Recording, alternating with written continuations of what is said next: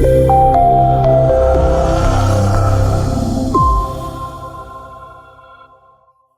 lahir zaman COVID sampai setahun 2 tahun setelah COVID sampai saat ini belum pulih sampai 90%. Jadi hanya kurang dari 50% anak-anak bayi kita yang usia 0 sampai 1 tahun itu sejak tahun 2020 yang mendapatkan vaksin DPT. Momennya ketika COVID yang lalu. Gitu. Iya. Artinya saya melihat bahwa persepsi masyarakat itu berubah terhadap imunisasi.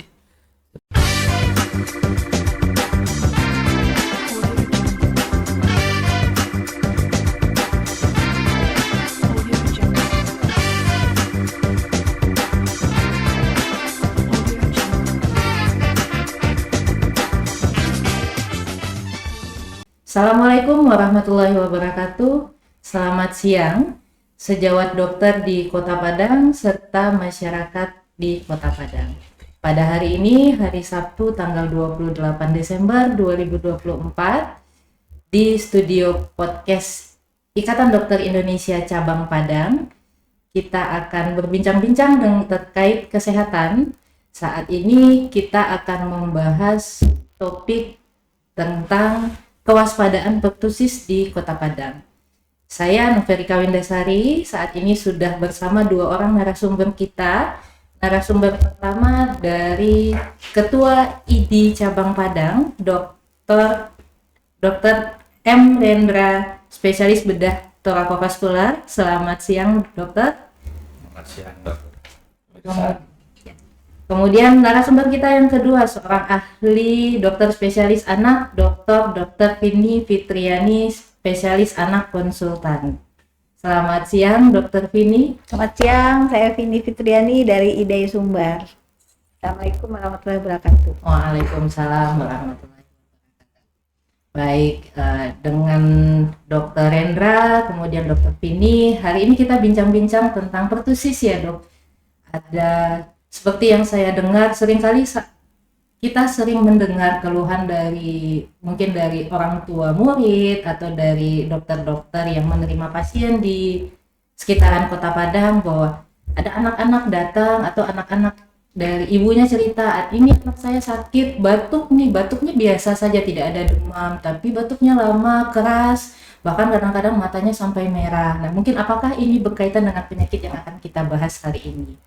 Nah, sebelum kita fokus pada pembahasan penyakit pertusisnya sendiri, barangkali saya minta dulu dokter share dari Dr. Rendra dan Dr. Vini tentang profil. Nah, gini dok, jadi kita mulai dari Dr. Rendra dulu. Tentang profil ID Cabang Padang. Dr. Rendra bisa cerita dulu saat ini ID Cabang Padang ada berapa anggotanya, tersebar di mana saja. Silakan dok. Ya, terima kasih. Jadi ID Cabang Padang merupakan organisasi profesi yang menghimpun dokter-dokter di Kota Padang. Anggotanya sekarang 2.800 lebih. Wah, banyak ya dok ya. Dari 2.800 itu tersebar di berbagai fasilitas kesehatan.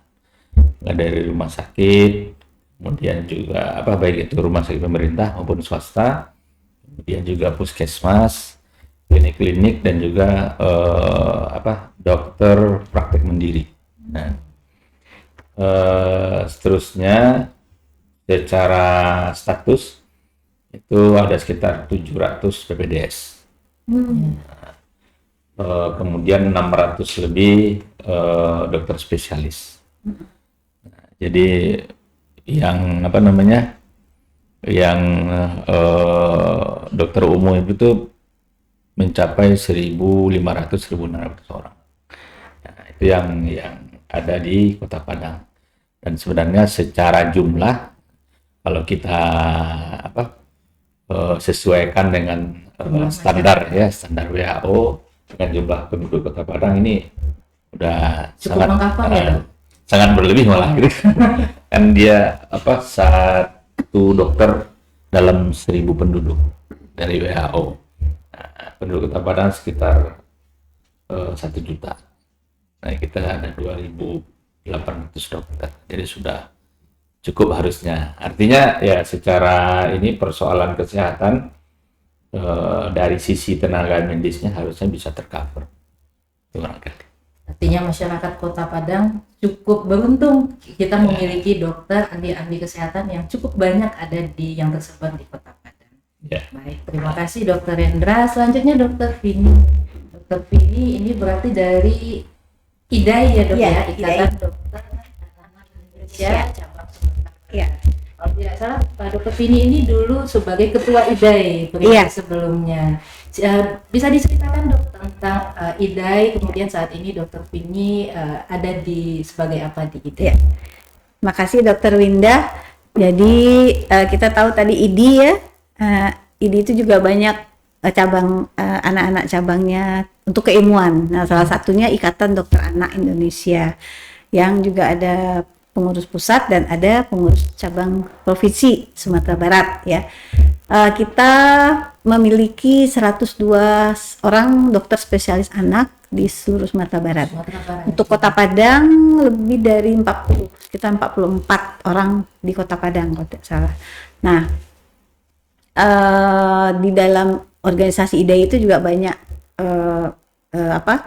pengurus-pengurus di bidang.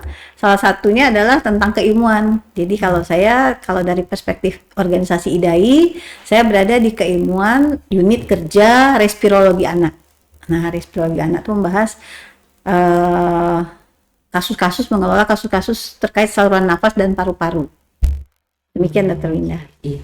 Artinya cocok sekali dengan topik kita saat ini, pertusis. Iya. Nah, kita mungkin langsung bahas saja ke pertusisnya ini dok. Pertusis itu sebenarnya apa sih dok? Karena kan kadang-kadang istilahnya sering kita dengar di masyarakat, tapi Iya. mungkin belum semua masyarakat kita paham pertusis itu apa. Iya. Terima kasih Dr. Winda. Pertusis itu sebenarnya kependekan ya atau potongan dari nama bakteri ya. Kita tahu namanya Bordetella pertussis, ya kan. Tapi bakteri tersebutlah yang menginfeksi saluran nafas atas yang kemudian menyebabkan gejala-gejala yang khas tadi. Nah, tapi sering disebut dengan pertusis. Tapi nama lainnya, kalau nama lainnya banyak. Satu, whooping cough, itu kalau bahasa Inggrisnya ya. Kalau bahasa Minangnya batuk si kakek. Batuk si kakek. Kenapa? Dia karena besikakeh dia kalau lagi batuk itu ya. Nah, ada lagi yang bilang batuk 100 hari. Kenapa? Yang bisa sampai 100 hari batuknya itu baru dia benar-benar hilang ya. Berlangsung terus sampai 100 hari itu memang betul. 3 bulan 100 hari. Nah, itulah yang membuat galau orang tua biasanya kan. Nah, jadi itulah yang namanya pertusis. Nah, bakterinya itu berada di saluran nafas, terutama di hidung. Pada dewasa dia bisa karier. Kita ini mungkin punya bakteri tersebut tanpa gejala yang berarti. Tapi begitu kita ketemu sama bayi atau sama anak yang daya tahan tubuhnya lagi menurun, ya dia bisa tertular dari kita bicara, droplet dan kita bersin, batuk. Nah, dia tertular, maka dia akan bergejala. Nah, itu kira-kira secara singkatnya. Kalau kita di Kota Padang ini, Dokter Vini, kira-kira kasusnya banyak nggak dok yang Dokter Vini terima atau mungkin yang di rumah sakit? Iya. Dulu sebelum COVID ya, kasus ini sebenarnya udah sangat jarang ya, sangat jarang. Kenapa? Karena kan kita pertusis ini salah satu penyakit yang merupakan kelompok PD3I. Apa itu PD3I? Penyakit-penyakit yang dapat dicegah dengan imunisasi. Nah, imunisasi kita tahu ada DPT1, DP, D itu difteri, P-nya pertusis. DPT1, 2, 3. Kita tahu, ya, dan itu sudah diberikan sejak usia 2 bulan, 4 bulan, 6 bulan, 3 kali lengkap. Nah, dengan imunisasi yang lengkap, sudah terbentuk kekebalan khusus terhadap bakteri tersebut di tubuh si bayi sehingga kasus-kasusnya cenderung rendah. Sekali-sekali ada juga ya, terutama terkait dengan anak-anak yang tidak divaksin. Nah, waktu sebelum COVID pencapaian imunisasi, coverage imunisasi kita kan sudah tinggi, sudah lebih dari 90%. Nah, jadi jarang kita temukan kasus tersebut. Tetapi zaman COVID kita tahu semua bahwa semua disrupsi, ya, sistem kesehatan semua termasuk imunisasi turun, anjlok sampai di bawah 50%, termasuk imunisasi DPT. Pasca COVID ini gimana? Nah, sehingga apa akibatnya? Anak-anak yang lahir zaman COVID sampai setahun 2 tahun setelah COVID sampai saat ini belum pulih sampai 90%. Jadi hanya kurang dari 50% anak-anak bayi kita yang usia 0 sampai 1 tahun itu sejak tahun 2020 yang mendapatkan vaksin DPT. Sehingga lama-lama bakteri yang tadinya udah mulai hilang, turun, ya, mendapat tempat untuk bertransmisi dan berkembang biak lagi, sehingga kasusnya meningkat. Ada satu waktu 2 tahun yang lalu justru dalam beberapa bulan itu banyak sekali kasus pertusis, sangat ada outbreak. Nah, kemudian agak menurun lagi, terakhir kemarin 6 bulan terakhir ada lagi mulai meningkat lagi itu kasusnya. Jadi itulah kondisi kita sekarang tentang pertusis ini. Pertusis itu kan batuk ya, Dok ya. Ini kan batuk itu mungkin di kalangan anak-anak itu hal yang mungkin bisa dikatakan sering sekali muncul. Nah, sebenarnya apa sih gejala yang membedakan, oh ini batuk yang pertusis, ini batuk biasa? Mungkin orang tua di Kota Padang ini perlu tahu ini, Dok. Membedakannya apa? Gejalanya apa itu? Ya, gejalanya batuk. Ya, ya. Cuma batuk yang ya, mana? batuk yang mana ya? Batuk itu sebenarnya nomor satu dulu harus tahu konsep batuk. Orang tua sering datang batuk. Orang tua pengennya sekalipun nggak boleh anaknya batuk gitu ya. Padahal nomor satu adalah batuk itu mekanisme normal yang diciptakan Allah untuk membantu pengeluaran zat-zat yang tidak benar di dalam saluran nafas. Jadi kalau ada batuk harusnya bersyukur anaknya mampu batuk. Justru kita kalau tidak mampu batuk tuh bahaya. Oke. Tetapi tentu ada batasan batuk yang mana yang masih normal, ya. Batuk yang mana yang sudah mungkin penyakit. Kalau batuknya sekali-sekali, terutama setelah tiba-tiba dia terhirup asap, batuk ya biasa. Atau tiba-tiba keselek batuk. Atau pagi-pagi suka ada lendir sedikit, ya itu masih normal. Tapi kalau batuknya hilang timbul terus menerus atau ada terkait dengan gejala lain, tentu kita harus mikir ada penyakit, ya. Nah, terkait dengan pertusis ini, batuknya gimana sih? Nah, memang pertusis ini batuknya tuh agak khusus, ya. Kalau batuk lain mungkin kita ada batuk yang kering, ada yang berlendir, ada yang grok-grok aja terus batuk. Nah, kalau pertusis ini dia agak khususnya kenapa? Dia merupakan satu adalah pada saat batuk dia panjang, waktunya lama. Kalau pada saat lalu yang kedua berlangsungnya pun dalam durasi yang lama sampai 3 bulan, ya. Nah, sekarang kita kembali apa sih istimewanya batuk pertusis ini dibanding batuk lain, ya. Ini kayak ngajarin nih. Nah, ini saling ya. Coba semua, saya suka begini. Iya. Coba semua, ini kan ada yang awam. Coba semua pada batuk. Coba batuk. Coba batuk. Nah, apa yang dilakukan sebelumnya? Kan inspirasi dalam kan? Nah, inspirasi dalam, tarik nafas dalam sehingga diafragmanya kontraksi, otot nafas kontraksi, barulah tekanan dalam rongga dadanya meningkat. Nah, dengan meningkatnya tekanan rongga dada itu baru dia menekan saluran nafas, lalu ada sekret di dalamnya terdorong keluar. Jadi tujuannya mendorong sesuatu kan. Nah, jadi biasanya hanya sekali kan, gitu ya, paling 2 kali gitu ya, lalu sudah terdorong. Nah, itu batuk yang biasa yang bukan pertusis ya, paling 3 kali 4 kali lah. Tapi kalau pertusis ini dia pada waktu kita mengambil nafas, lalu kan waktu kita batuk itu kan kita ekspirasi mengeluarkan nafas. Nah, paling 3 kali yang bisa ya. Nah, tapi pada infeksi yang karena pertusis ini, maka di saluran nafasnya itu terjadi kerusakan, atau di saluran nafas atas ya, di bagian paring atas itu terjadi kerusakan epitel atau lapisan dalamnya itu menjadi suatu kondisi yang ya seperti mungkin terluka lah bahasa awamnya, yang menyebabkan dia itu terangsang terus-menerus, jadi kayak spasme. Batuk itu terus-menerus dalam waktu singkat, jadi dia akan batuk lebih lama, jadi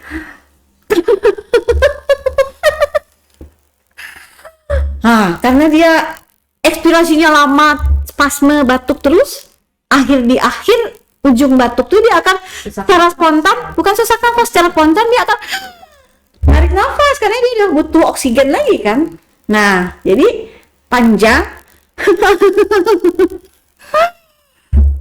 Itu yang nanti di akhirnya tuh kayak narik inspirasi dalam seperti mencicit gitu ya. Nah, pada waktu dia spasme itu saking kerasnya sampai tekanan ininya juga meningkat di kepala, di wajah. Ya, tangga muntah, ya terpancing muntahnya karena ini, kemudian matanya merah, malah yang lebih bahaya bisa sampai perdarahan konjungtiva, yang sering sama terus sampai perdarahan konjungtiva. Nah itu karena spasme kayak ya stimulasi yang terus menerus dari kondisi infeksi yang atau epitel yang rusak yang di dalam yang berada pada saluran nafas atas. Nah, begitulah sifat invasif dari Bordetella pertussis itu. Nah, itu yang menyebabkan batuknya itu whoop itu kan whoop. Invasi kakek itu. Jadi dia waktu kan kalau batuk kan waktu ekspirasi itu udah selesai itu ambil nafas, tapi dia ekspirasi itu terstimulasi batuk terus. Nah, itu terjadi pada satu fase ekspirasi. Sehingga di ujung itu dia secara spontan pasti akan langsung ambil nafas dalam. Nah, bunyi dia. Nanti orang tuanya bisa cerita gini, batuknya panjang dok, sampai muntah. Terus habis itu dia mencicit bunyinya. Nah, mencicit bunyi itu waktu dia inspirasi dalam itu gitu. Itu ada waktu-waktu tertentu nggak kecenderungannya, mungkin pagi atau siang, ya. atau sama saja? Nah, pada fase-fase awal waktu masih ini malah dari 2 minggu pertama nggak terus jelas. Nah, setelah 2 minggu baru mulai yang whooping tadi, yang seperti itu batuknya. Nah, apa pencetus terjadinya? Nanti misalnya dia ketawa, minum, teriak atau bicara. Nah, itu akan mencetuskan batuknya. Nah, itu berlangsung lama. Nah, itulah yang membuat galau orang tua. Bayangkanlah seperti itu terus, muntah tiba-tiba, matanya merah yang sampai berat tuh sampai konjungtivanya perdarahan. Tapi memang nggak sampai demam, nggak ada. Bisa. Pada fase akut 2 minggu pertama, seminggu pertama pasti seperti itu. Sehingga memang 2 minggu pertama tuh jarang kita terdiagnosis itu pertussis gitu, jarang terdiagnosis. Jadi biasanya nih udah ke dokter A, udah batuk biasa, udah kasih obat. Ke dokter B, kok nggak sembuh dokter B. Nanti ke dokter C baru terdiagnosis dia pertussis. Nah, malangnya pada waktu dia sudah terdiagnosis lewat dari 2 minggu itu, epitelnya sudah terlanjur rusak yang reversibelnya lama. Lalu kita beri antibiotik spesifik pun pada waktu itu, bakterinya sudah mati dengan antibiotik, tapi sisa epitel yang udah rusak tuh, yang sudah terstimulasi untuk batuk tuh nggak membaik, sudah terlanjur. Nah, tapi kalau kita cepat dalam 2 minggu pertama atau 3 minggu pertama langsung diberi antibiotik, mungkin epitelnya itu belum terlalu banyak rusak, dia mereduksi lamanya, bisa nggak sampai dia 3 bulan, karena epitelnya nggak banyak, belum terlalu banyak. Nah, itu aspek klinis. Tapi aspek umumnya seperti tadi tuh. Kalau begitu, jadi kalau yang pertussis ini penanganannya seharusnya gimana, Dokter Vini? Silakan Dokter Hendra mau minum dulu. Penanganannya pertama tuh deteksi dulu. Ya, jadi artinya kalau ada kapan nih dok, misalnya dokter ibu harus bawa anaknya ke dokter. Ini kan kita awam juga ya. Pertama ibu dulu ya. Ya pasti yang intinya adalah satu, kalau anak batuk pilek ya, yang disertai demam ya, lihat faringnya dulu ya. Yang paling sering pasti tonsilofaringitis akut lah. Kalau ada pilek juga rhinotonsilofaringitis akut ya. Jangan bilang ISPA ya. ISPA tuh secara keseluruhan, tapi harus spesifik diagnosisnya. Nah, dan itu sebagian besar disebabkan virus. Jadi kalau orang tua ada anak batuk pilek 2-3 hari, sebenarnya ya kalau nggak demam ya nggak apa-apa, biar aja lihat perkembangannya. Lalu biasanya dia agak abok sedikit ya nggak apa-apa. Kalau agak mengganggu batuk pileknya, boleh dikasih obat batuk yang OTC yang bisa diberi di rumah obat kayak Ambroxol gitu ya, atau yang juga bebas apa ya, kayak Alko untuk dekongestan, tapi itu lihat petunjuk. Itu obat yang mungkin boleh dipakai orang tua untuk sehari 2 hari. Nah, tapi kalau udah lebih dari 3 hari 4 hari lah, apalagi disertai demam tinggi atau nyeri menelan, anaknya nggak mau makan, secara umum itu harus dibawa ke dokter. Dokternya nggak harus dokter spesialis. Teman-teman dokter umum kita 1.500 tersebar di seluruh klinik ya. Nanti kenapa harus pergi ke dokter? Memastikan apakah dia aman ya. Jangan-jangan ada DD-nya kan banyak nih, ada difteri, bisa juga awalnya seperti itu. Nah, kalau dokter kan pasti periksa dan tahu ini apa. Kemudian apalagi mungkin ada cenderung ke arah sinusitisnya atau apa, atau kadang infeksi laringotracheobronkitis juga nanti kadang suaranya agak berubah. Nah, dokternya udah tahu ini cenderung nanti bakalan krup. Nah, itu gunanya dibawa ke dokter. Dokter akan bisa memeriksa kondisi pada saat itu, lalu memprediksi ini bakalan jadi apa gitu. Perlu obat apa, perlu antibiotik atau tidak. Jadi itu pentingnya orang tua membawa ke dokter. Tidak selalu harus dengan obat juga nanti pulangnya. Orang tua kan selalu pokoknya kalau ketemu dokter harus ketemu obat, padahal nggak selalu kan. Harus dapat antibiotik. Apalagi harus dapat antibiotik, dokter diatur berilah antibiotik dok. Wah, ibu ini gimana sih? Kalau bisa anak kita tuh nggak makan obat gitu, kenapa ibu minta? Dokter lah yang menentukan nih beri antibiotik atau tidak. Ya, ibu nggak usah ikut belajar ilmu kedokteran gitu ya. Nah, jadi nanti dengan ada prediksi, dokter pasti akan berikan nasihat. Oh, kalau sekarang nggak apa-apa, ya nanti ini aja, tapi kalau 3 hari lagi nggak baik baru datang. Itu sebenarnya bukan nyuruh-nyuruh, dokter disuruh datang lagi, bukan. Karena kita itu kan sebagai dokter kita kan tahu prediksi dan tidak semua juga harus pakai obat.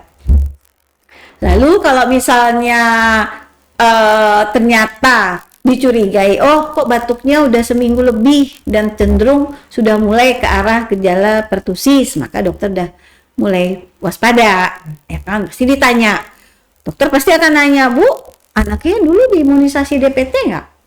Nah, karena ini sangat related dengan penyakit yang dapat dicegah dari imunisasi, pasti kita harus nanya.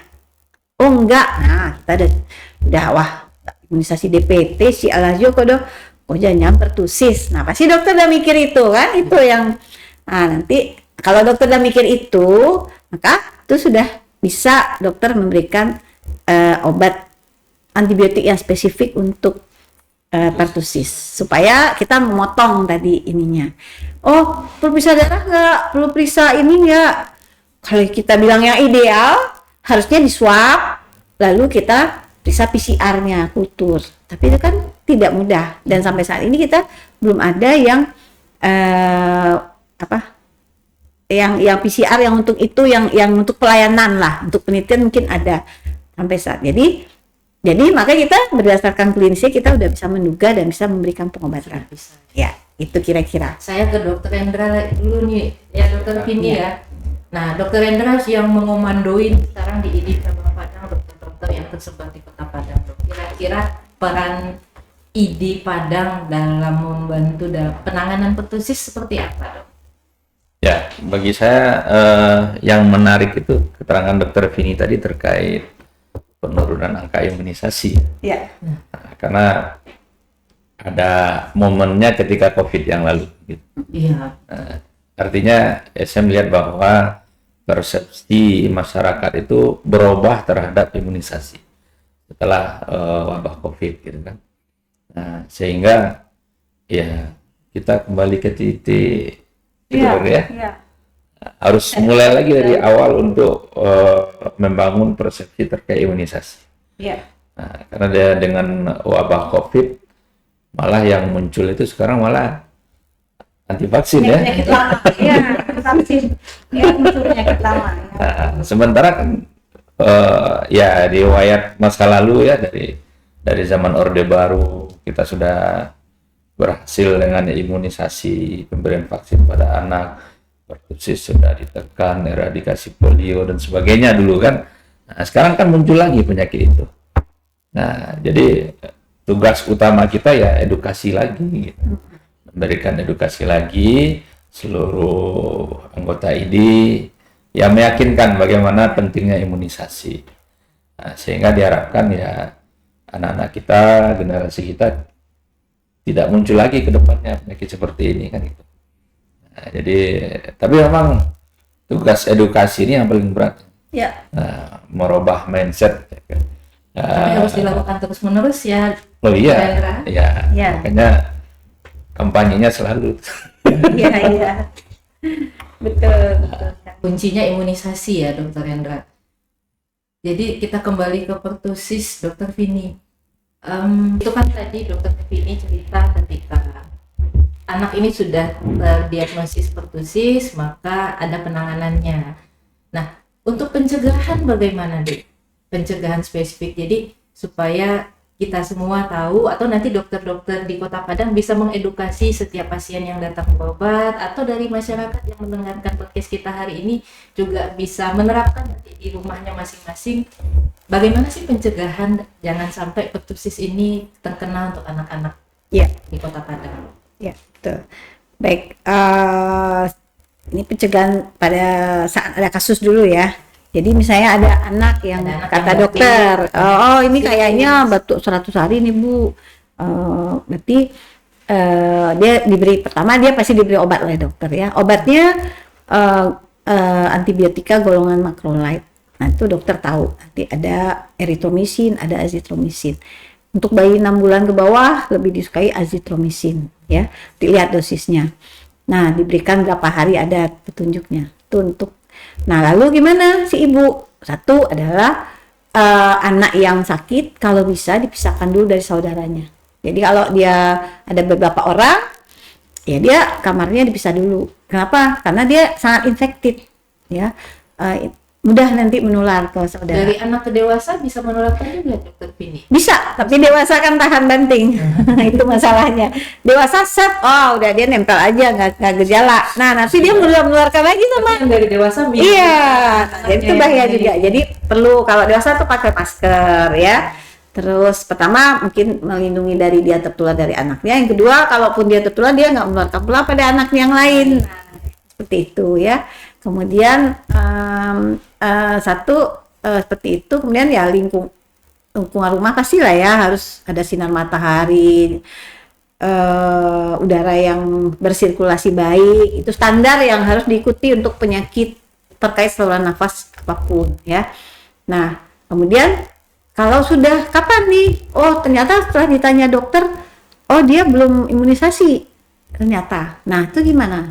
Nah setelah dia selesai fase pertusisnya, tunggu 1 bulan, kira-kira maka dia boleh diberi imunisasi DPT. Oh apa nggak terlindung? Ya belum cukup karena nanti akan bisa lagi terulang. Jadi dia walaupun sudah pernah menderita pertusis, dia disarankan untuk tetap mendapatkan imunisasi DPT. Kalau belum pernah sama sekali ya 1, 2, 3. Tapi kalau udah pernah kita lihat nanti kapan. Sampai itu yang paling penting. Imunisasi DPT ini, Dok? Sampai 5 tahun paling tidak. Karena kalau setelah 5 tahun, 6 tahun, deh kan kalau 6 tahun nanti kita DT lagi. Nah, kenapa? Kenapa? Sebenarnya usia berapa vaksin itu terkait dengan epidemiologi kasus. Jadi kalau epidemiologi kasusnya banyak di usia balita, maka dia paling di usia 2 tahun ke bawah dia infant and young children. Infant and young children itu kan 2 tahun, 3 tahun, 4 tahun ya. Itulah makanya kenapa vaksin DPT umur 2 bulan ya, karena melindungi anak infant dan young children itu dari berderita pertusis tersebut ya. Jadi tapi kalau udah makin dewasa, makin besar, maka dia sudah memiliki kekebalan yang lebih baik terhadap bakteri apapun. Jadi kalau masuk pun dia nempel doang, jadi karier gitu. Itulah yang terjadi kita umur 6 tahun. Jadi kuncinya imunisasi, kemudian pencegahan tadi. Pencegahan personal ya, PPI kalau kita untuk infeksi. Kalau dari daya tahan tubuh itu berpengaruh Ya. ini untuk anak-anak yang mungkin nggak ada, tadi kan Dokter Vini cerita ada yang sakit nih yang sudah ketahuan pertusis. Kalau memang kebetulan belum ada atau mungkin belum ketahuan. Belum pernah sakit, ya. Ya kalau belum pernah sakit udah pasti vaksinasinya harus lengkapi, itu udah pasti ya. Jadi ikutlah sesuai yang sudah dibuat oleh program pemerintah, dari disusun itu oleh IDAI dan pemerintah. Umur berapa ikut itu bagi yang belum. Jadi kalaupun terkena, saya pernah juga waktu saya tanya ini kayak pertusis ya, tapi kok nggak terlalu berat. Katanya ada imunisasi, ada Bu. Oh ya, ada imunisasi. Oke. Ada imunisasi. Jadi kalaupun terkena dia tidak berat. Gitu. Jadi memang imunisasi tidak mencegah 100%, tapi kalaupun terkena dia tidak berat. Nah, kemudian seperti tadi Dokter Rendra bilang, kita harus mengkampanyekan lagi imunisasi benar. Sebenarnya pemerintah sudah sejak 2022, 2023, 2024 ada macam-macam tuh, ada pekan imunisasi nasional, ada pekan imunisasi pekan imunisasi, saya lupa namanya, bulan April waktu itu. Pokoknya udah banyak aktivitas juga, tapi kadang kita nih ya, ini kan kita bicara perspektif dokter, kita juga ada 1.500 nih, dari 1.500 nih berapa nih puskesmas? Nah, karena itu memang program pemerintah, yang puskesmas jala yang sibuk, yang dokter di klinik nggak sibuk, padahal harusnya kita ikutan program campaign tentang itu pada minggu-minggu tersebut. Nah, kami kalau di dokter anak juga bikin acara itu, apakah webinar, apakah kampanye, apakah di Car Free Day gitu. Nah, mungkin itu yang kita perbanyak lagi supaya teman-teman sejawat yang di praktek klinik BPJS pun swasta itu juga ikut dalam kampanye tersebut. Karena dia punya tanggung jawab komunitas juga. Kita itu sering lupa. Kita seolah hanya punya tanggung jawab terhadap pasien depan kita. Hanya di klinik, padahal kita harus punya tanggung jawab komunitas. Biar kita adalah personal yang memiliki kelebihan untuk memahami tentang segala suatu penyakit. Maka kita juga harus punya tanggung jawab komunitas. Itu yang sering kita lupa. Nah, itu yang juga sering saya ajarkan ke dokter muda. Begitu dia membahas kasus, saya nggak mau dia membahas kasus itu aja. Untuk apa ilmunya tinggi itu satu kasus itu? Pada waktu dia membahas kasus itu, dia juga harus membahas bagaimana kalau kondisi emergensi kasus itu, seandainya dia jaga di IGD, apa kondisi emergensi yang bisa dia membawa? Bagaimana kondisi kalau dia di poliklinik sebagai outpatient, dia harus ngapain? Bagaimana kondisi komunitas? Sebagai dia berpikir public health, begitu dia di puskesmas, begitu dia di klinik, apa yang harus dilakukannya untuk komunitas terkait dengan penyakit itu? Itu yang kita kadang lupa mengajarkan pada dokter-dokter kita. Jadi mari kita sama-sama juga meningkatkan awareness kita sebagai personal dokter ke komunitas. Ya. Ini dari Dokter Rendra, dari Dokter Vini sudah panjang lebar ya teman-teman sejawat, kemudian masyarakat yang ada di Kota Padang, kita cerita tentang pertusis, bagaimana gejalanya, kemudian bagaimana penanganannya sampai pencegahannya. Nah, untuk sebelum menutup podcast kita hari ini, saya minta dari Dokter Rendra terlebih dahulu, kira-kira apa nih Dok yang bisa disampaikan kepada sejawat-sejawat dokter yang ada ribuan tadi ya Dok ya di Kota Padang, dan juga untuk masyarakat yang ada di Kota Padang untuk penanganan pertusis ini, pencegahan dan penanganan. Silakan. Ya. Jadi kita dari ID Cabang Padang tentu menghimbau kepada semua anggota dan juga warga Kota Padang, mari kita sikapi dengan peningkatan kasus pertusis ini dengan harapan tentu untuk menjaga pertumbuhan dan perkembangan anak-anak kita. Kita berharap semuanya terlibat, bagaimana upaya-upaya pencegahan, dan juga kalau terjadi bagaimana apa yang harus dilakukan, serta yang paling penting adalah mari kita giatkan lagi imunisasi yang selama ini sudah sukses kita lakukan, harapannya tentu perbedaan pendapat ini bisa disikapi dengan bijak sehingga anak-anak kita, generasi masa depan bisa terselamatkan. Jadi barangkali. Terima kasih Dokter Winda.